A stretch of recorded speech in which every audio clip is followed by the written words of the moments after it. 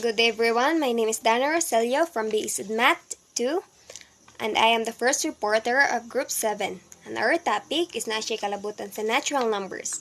And my topic for today is about the piano's axiom. So, unsa di ang piano's axiom?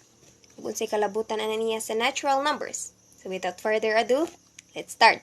So piano's axiom, also known as the Dedekind piano axioms or piano postulates, are a set of axioms for the natural numbers, presented by Italian mathematician Giuseppe Peano in 1889. So these axioms provide a rigorous foundation for the natural numbers. So sa atong nahibaw-an kay ang natural numbers kay nag-start siya sa 1, nya gisundan sa 2, 3, 4, 5, so on and so forth. Pero diri sa piano's axiom gi-state niya nga ang natural numbers can be possibly start pud siya sa 0. So sa iya diri kay gi-state niya ang natural numbers kay nag-start sa 0, nagisundan sa 1, 2, 3, 4, so on and so forth. So this axiom used in arithmetic, number theory, and set theory. So it was constructed to provide the fewest axiom that would generate the natural numbers that everyone was familiar with. So this include asserting the existence of at least one natural number and then defining a function called successor function. What do you mean by successor? So successor is a term that comes right after a particular number or term or value. For example, number 2. Si successor niya, nagsunod niya nga number 3. So man ang successor. Nya diri, ay diba? Then defining a function called successor function. So what is successor function? Usay gamitan niya. So successor function is used to construct the remaining numbers. So there are 5 sets of piano's axiom for the natural numbers. So first is 0 is a natural number. So this axiom asserts that there exists at least one natural number, which is 0. So 0, for instance, 0 is an element of natural number.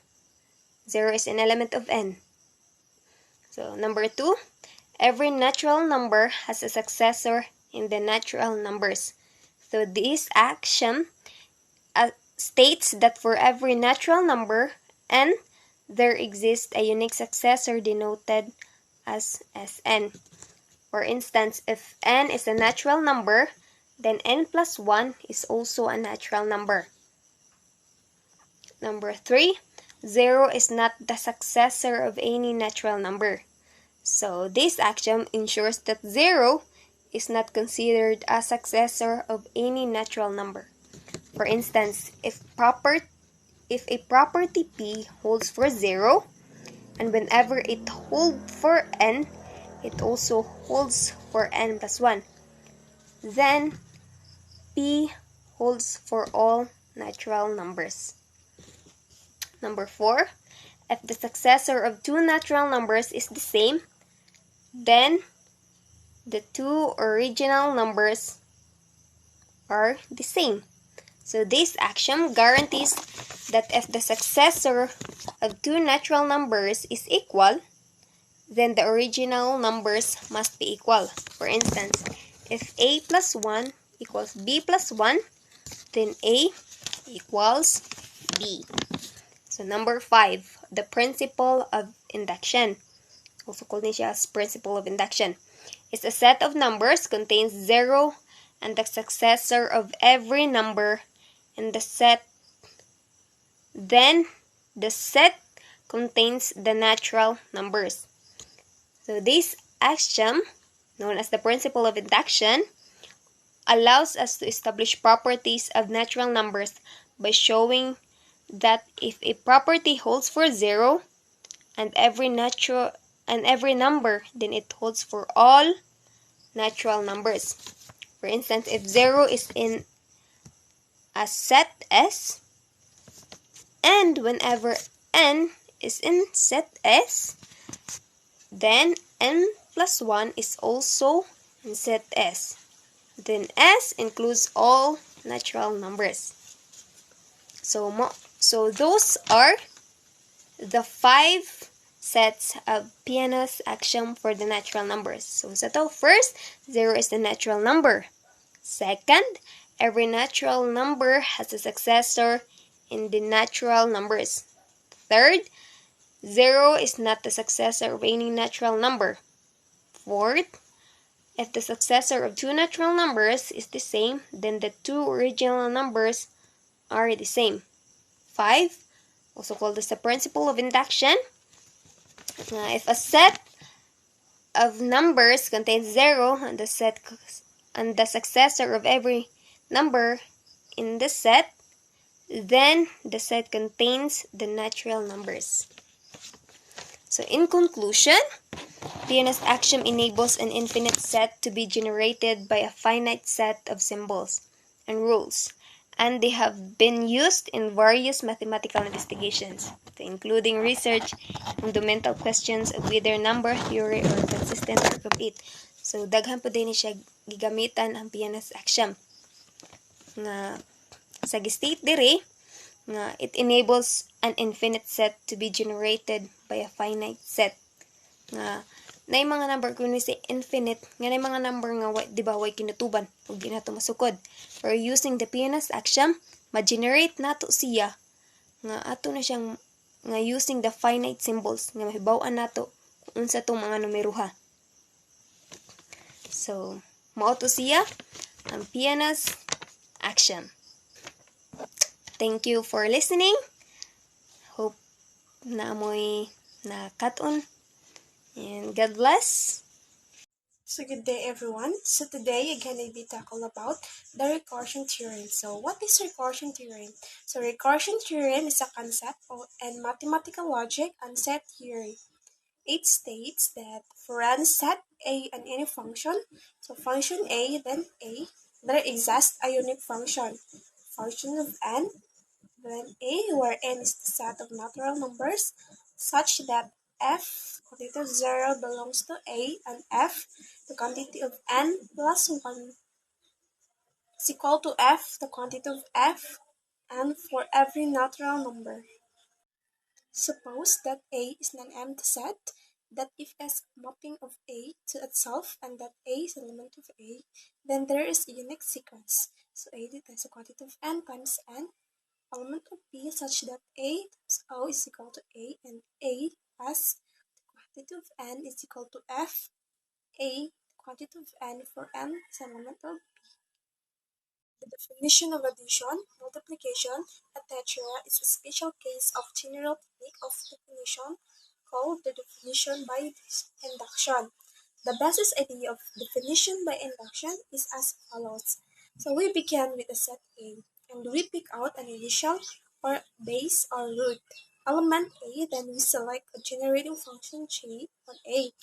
So example, G maps A into A.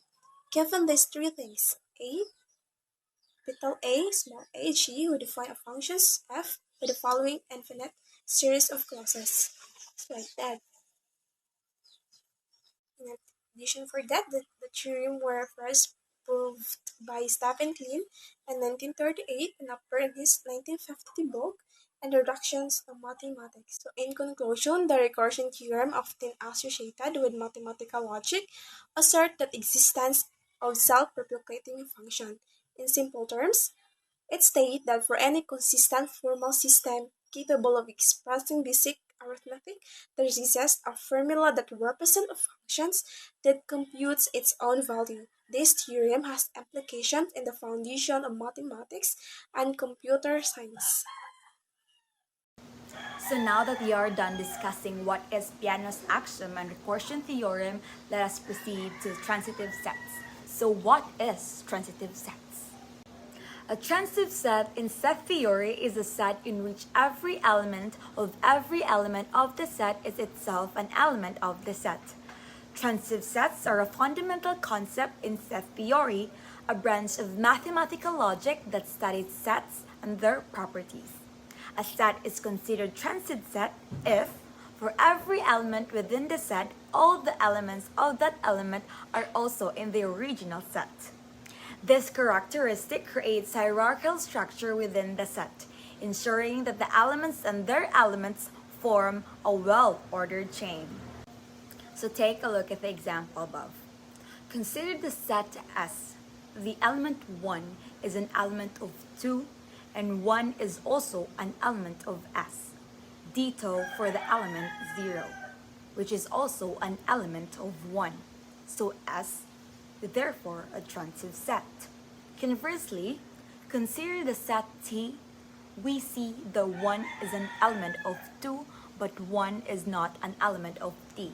So T is not a transitive set. I'm going to give you another example. So another classic example of a transitive set is the set of all natural numbers. If a natural number n is in the set, then all smaller natural numbers are also in the set, satisfying the transitive property. For instance, if 3 is in the set, then 2, 1, and 0, and so on must also be in the set. We all know the notion of transitivity is crucial in establishing a well-ordered foundation in set theory. It allows for the creation of well-defined and consistent structures within mathematical frameworks. Transitive sets are employed in various branches of mathematics, providing the solid basis for constructing ordered sequences and exploring the relationship between different elements in systematic manner. So, how do you know if a set is transitive? So just like I said a while ago, transitive relations are binary relations defined on a set such that if the first element is related to the second element, and the second element is related to the third element of the set, then the first element must be related to the third element.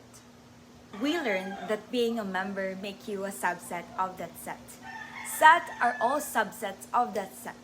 When this happens, we call that set or class transitive. Some call this complete. So that is all our discussion for today about transitive sets. I hope you learned something from me. Thank you for listening.